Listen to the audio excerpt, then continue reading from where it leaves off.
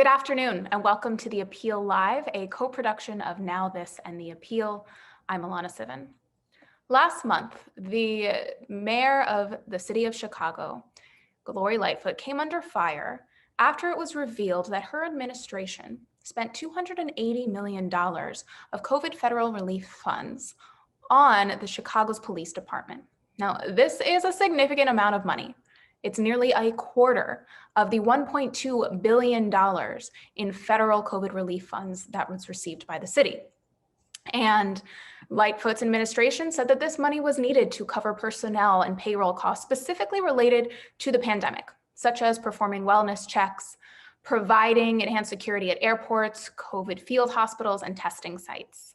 But local alders and activists are saying that this is just the latest example of Mayor Lightfoot breaking her promises to the city of Chicago. She ran on a campaign of reform, on a campaign of changing the city's approach to public safety and reining in scandal in the police force. But instead, since she's taken office, she's chosen to side with law enforcement and help them essentially maintain power and resist accountability. And what do I mean by that? Well, as this news came out, the Inspector General's office released a report on the police department's handling of the protest following the killing of George Floyd. And they found that the police department mishandled it immensely. They found, for example, that the police had failed to predict or plan for the unrest, that they had not properly documented uses of force during its response to protests, and that they repeatedly undermined accountability measures during its ensuing arrests.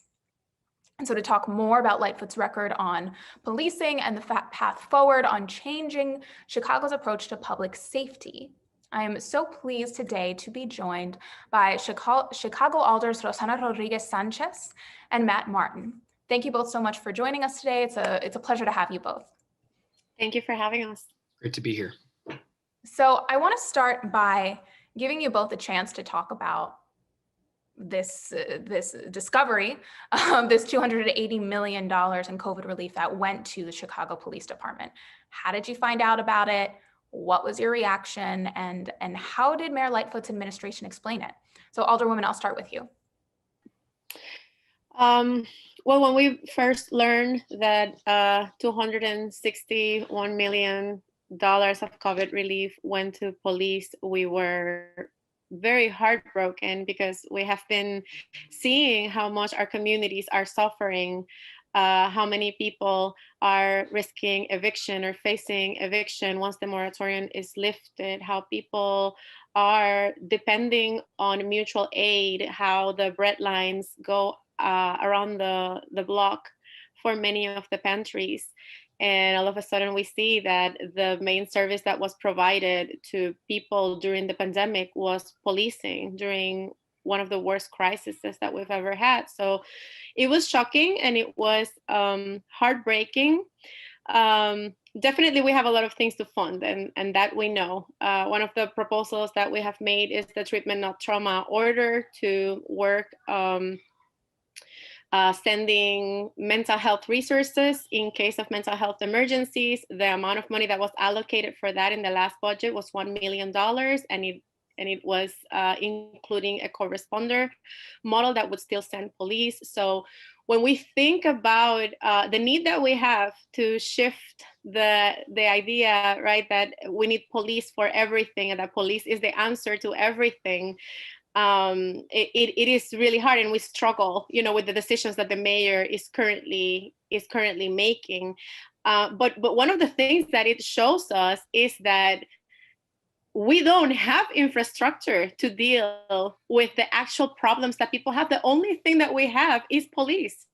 And we're using police to perform things like wellness checks. Why are police performing wellness checks in the middle of the pandemic? And that's a question that has not been answered yet to any of us in public hearings. What is a wellness check that an officer performs during a pandemic? What does that mean? Why are we prioritizing armed security to the basic needs of the people? And I don't think that those are questions that have been answered to us in any of the hearings that we have had so far. So Alderman Martin, I want to give you a chance to jump in here, but before you do, I want to follow up on one thing you said, Alderwoman, when you talked about, well, why is it that police officers are conducting wellness checks and all these other sort of things that would probably be better handled by, I don't know, mental health professionals. You have introduced legislation to that effect. Is that correct? Can you talk to us a little bit more about that? Yeah, I introduced a council order, and Alderman Matt Martin is a co-sponsor of the measure too, and have been helping to push for it. We were trying to create a crisis response model in Chicago that would send mental health first responders, so clinicians and EMTs, to deal with any mental health emergency in the city. We pushed for that. It was not considered for the budget, but at the end of the budget negotiations, the mayor decided to include a pilot, to include a non-law enforcement option in a pilot that her administration was working on, which was a co-responder model that would still send CIT trained officers with paramedics and mental health or behavioral experts out in the field. We pushed to include non-law enforcement option. The language was put into the budget, but without any specificity of what it would be. And now they are trying to create a pilot that includes a non-law enforcement option. But again, the funding for that was $1 million as opposed to $261 million spent on police during a pandemic. So Alderman Martin, I want to add you in here. So talk to us about your discovery of this spending, and also just how you responded to it, and what, you know, if you have any comments on particularly what the Alderwoman just said about this $1 million that was comparatively funding first responders. Mm-hmm. I think it really continues to shine a spotlight on the fact that our budgetary decisions aren't reflecting our community's values and needs. We know that during the pandemic, issues around domestic violence have been skyrocketing. That is, the Alderwoman mentioned, we're having significant issues with folks making ends meet, whether it's renters struggling to stay in their homes, businesses trying to scrape by, hoping that as the vaccine becomes more broadly available, that we really can fully turn the corner. And so it's with that we look at the decision to spend almost $300 million on reimbursing police expenses that, by the way, were already budgeted. In last year, we budgeted almost $1.8 billion for the police department, whereas organizations like our Department of Family and Social Services are really struggling. And so to see so much money spent on police personnel expenditures, as the Alderwoman had mentioned, things that it's not clear to me are the highest and best use of police officers' time, when you have so much unmet need on multiple levels, it's really hard to square that circle, in my opinion. And you talk a lot about how other services have been struggling, and I think we've seen that during the pandemic, that as need has gone up a lot, there's been a lot of cuts to other agencies. Is that something you've seen across the board with agencies that aren't the Chicago Police Department? So what we've seen are folks just getting by with the bare minimum. So the Department of Housing, for example, they had over 2 rounds, 96,000 Chicagoans ask for rent relief to be able to stay in their homes without fear of eviction once the eviction moratorium lifts at the state level. My understanding is about 10,000, so only about 10% of those applications ultimately resulted in folks getting rental assistance funds. And in this personnel piece, I think it's really important to focus on this $281 million. Those were funds that didn't need to be spent just on personnel. They could have been spent on a number of other issues. So we can have, of course, a conversation around, okay, individuals who are helping people who are homeless or at risk of homelessness, find and keep housing. Same thing with regard to rent relief. Same thing with regard to food stability, business supports, the list goes on. But it didn't have to be just spent on personnel. It could have been spent on direct grants, supports to any number of those individuals and institutions. And so I think it's going to be a continuation of a series of budget conversations and disagreements that we've been having over the last several years around how best to ensure our budget reflects our values. Because at the end of the day, as we are embarking on reimagining what public safety looks like, as many of our sister cities are doing, you see certain things held constant or increasing, things like our police department budgets, where we're struggling to get these sorely needed pilots like what Alderwoman Rodriguez-Sanchez is championing off the ground in ways that are lagging what even cities like Denver are doing. Can I say something to that effect? For the Department of Housing and the grants that were given, one of the main issues that there was is that undocumented people, they were welcome to apply for those, but the issue is that there was not a source for undocumented people to be able to get help, right? And Chicago is a sanctuary city, so we want to protect our undocumented community, but there has not been a stream of resources that are dedicated to undocumented people that have suffered greatly during this pandemic because they haven't had access to a lot of different things and a lot of different sources of help that people who are citizens or residents have had access to. And to compare a little bit on the resources that are available to people, I was looking at the amount of officers that we have right now in the force. We have over 13,000 police officers in the city of Chicago. The Department of Health has less than 500 employees. That is how vastly different the distribution of resources in our city is. So when you have a pandemic that is raging through your communities, the resources that you have to be able to tend to people clearly has been the police, which is not, it is not the right tool, right, to use. You know, and something that I'm thinking about as you say this is how police so often are specifically targeting Black and brown communities and undocumented communities that aren't really being taken care of by the federal government or otherwise. And yet, rather than making sure that we take care of those folks, it's sort of, it seems like the city of Chicago at this point, the administration is putting more money into police. So, but I also want to, so if I understand correctly, Alders and activists for a while had specifically requested that this not happen, that COVID relief not be directed towards CPD. As recently as last summer, city officials had maintained that the department hadn't received any of these funds. Have either of you gotten any clarification on when this money was approved and how that process was decided? No, and that's why I think it's really important for us to continue holding hearings in our budget committee to shine a spotlight on these issues and get answers to those sorts of questions, because we have a huge federal stimulus that recently passed, thankfully, where we're going to have another critical set of decisions to make about how best to allocate those funds. And while we have in practice a strong mayor form of government in Chicago, we have, at least in theory, in terms of how we were set up, a strong city council form of government. So I think it's up to all of our elected officials to collectively come together and make decisions about how we're going to use these funds, not just to continue helping folks get through the pandemic, but really recognizing that as the pandemic was this tremendously traumatic experience that really reordered the ways in which folks were engaging with one another, with their professions, that we're charting a new, more equitable course for our city's economy.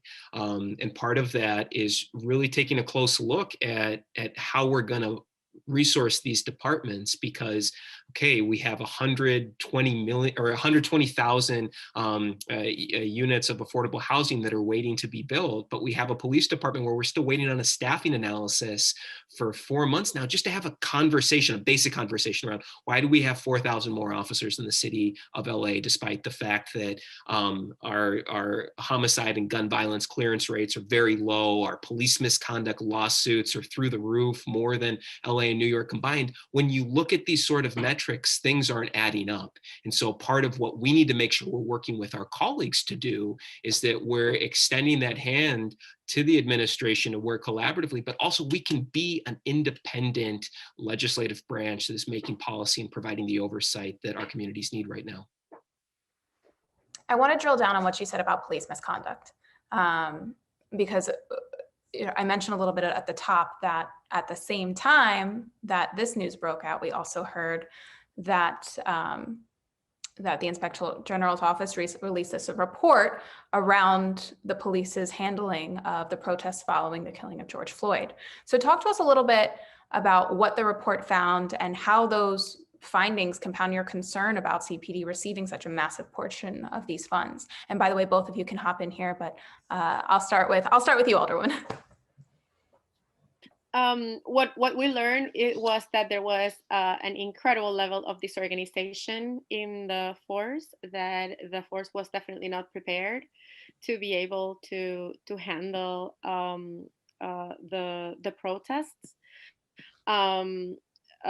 We definitely saw, and this is also from the ground, seeing how many people were taken into custody, that were arrested, and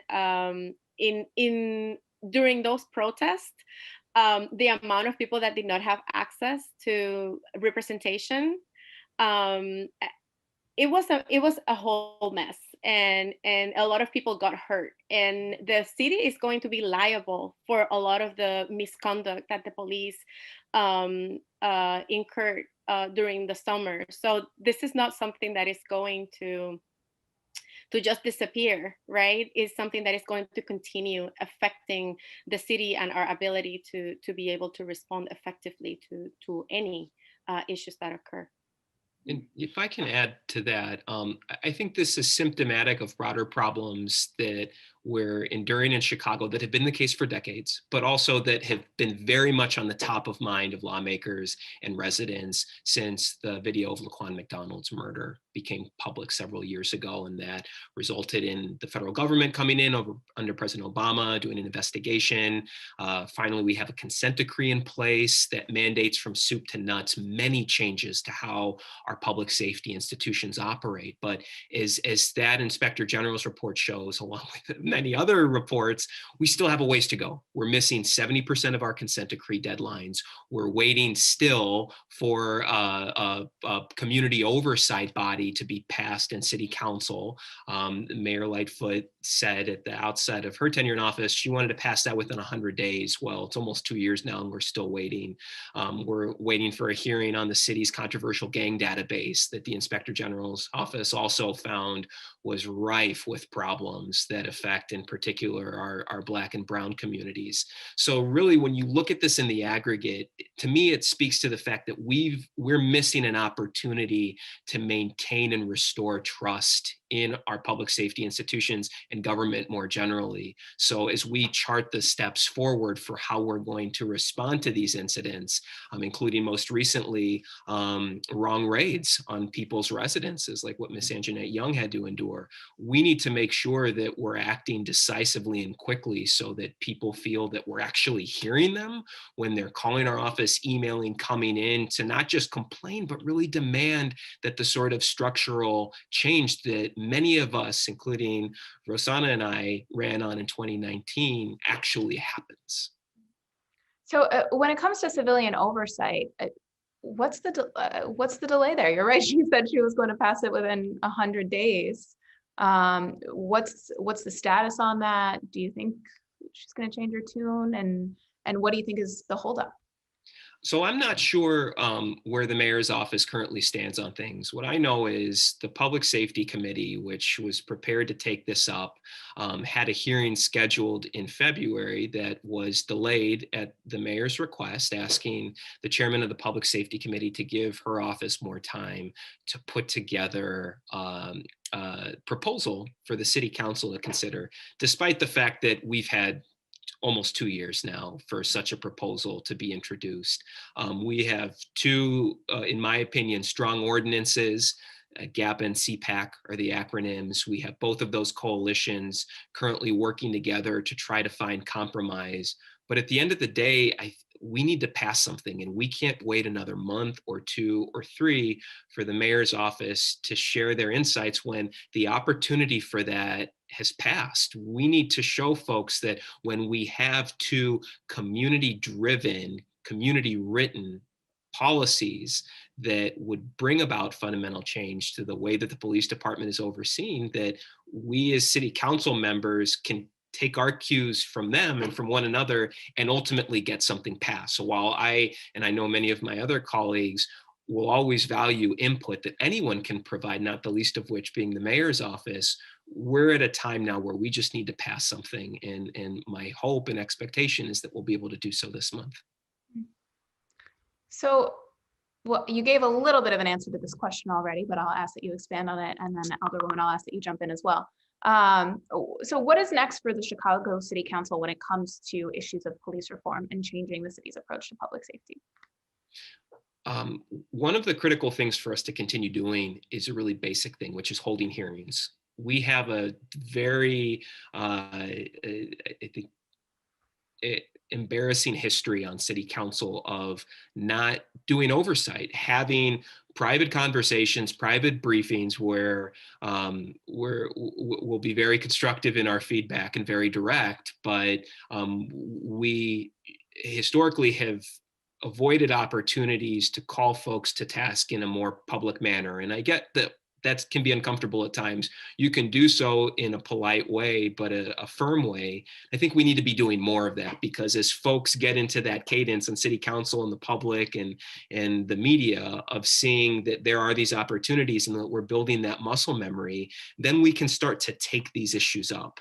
Every month we can have 1 or 2 meetings where we're not just considering, but passing legislation. And so I think an important next step for us is when the federal monitor, which is helping oversee the city's compliance or lack thereof with the consent decree, they'll have a report that they're going to be issuing in the coming weeks, an ordinance that I had introduced and passed with Alderwoman Rodgriguez-Sanchez's support, mandates that we have a hearing within several weeks of that report. And that's going to be a really important litmus test, I believe, for where we're at with police reform and where we're going to need to go.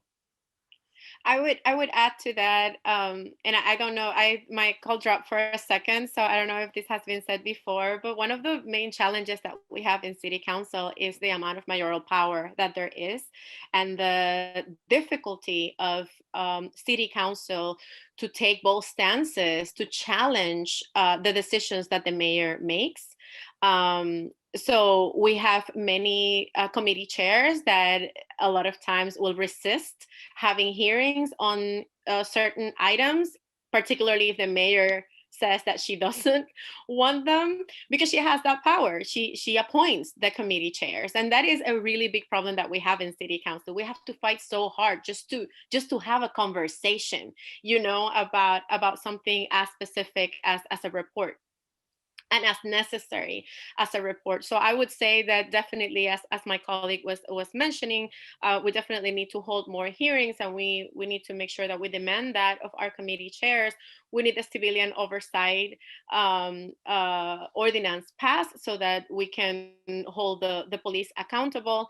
But I also think that we need to commit to the idea of divesting money from policing and putting it into public social services, support services, jobs that are actually going to be able to address the needs of our communities and also helps us reform the police. And do you think that sort of future can happen under Mayor Lightfoot's leadership? I think that that the leadership needs to come from City Council. It has been clear to us what the agenda of Mayor Lightfoot is at this point. I really don't have a lot of expectations, but it is our responsibility to challenge her power and make sure that we make things happen. So that's our organizational task as City Council members, and we need to assume it. Well, thank you so much for joining us and for explaining these issues to us. It's been a pleasure. Thank you for having us. Thank you so much. So what we heard is a really remarkable reflection of Mayor Lori Lightfoot's priorities. So last year, with Chicago suffering amidst the worst pandemic that we've seen in more than a century, and like so many cities across the country, facing an economic downturn that really blew a hole in the city's public health and housing infrastructure, the mayor's administration took money that the federal government provided to the city to make people whole, make their city whole again, and decided to direct that money to the police department, not to healthcare, not to housing, not to schools, all of those things. Nearly 1/4 of the city's entire federal COVID relief funding, that's what they decided to put it into. And other critical agencies during this time were forced to furlough employees and scale back services. And as Alders, Rodgriguez-Sanchez, and Martin just explained, other agencies could have put that money to much better use. Instead, they were effectively forced to fight for scraps. And Lightfoot's decision to allocate COVID relief in this way is really reflective of this larger problem that we see happening in cities across the country. And that problem is that cities for far too long have seen police as the solution to all societal ills, rather than address the underlying root causes of so many things like poverty and mental health issues. Cities' police departments have instead decided to act as band-aids for these sorts of issues. But we've seen that that's not effective. We've seen, and research has shown, that we can't just police, incarcerate, and arrest our way to safety and security. But cities like Chicago just keep on trying to do that. And meanwhile, schools are underfunded, kids are going hungry, people are dying due to a lack of access to quality, affordable healthcare. And generations of Black and Brown youth are getting harassed, abused, and even killed by a police force that continues to be held up as the answer when it's simply not. And in the face of all of that, Mayor Lori Lightfoot, a self-proclaimed progressive who campaigned on a police reform platform and on a platform of supporting a new approach to public safety, gave 1 out of every 4 COVID relief dollars to the Chicago Police Department. Doesn't seem to align with that same platform. Well, thank you all for joining us today. This has been The Appeal Live. I'm Alana Sivan, and you can continue to follow us on Facebook and Twitter. Thanks again for joining us.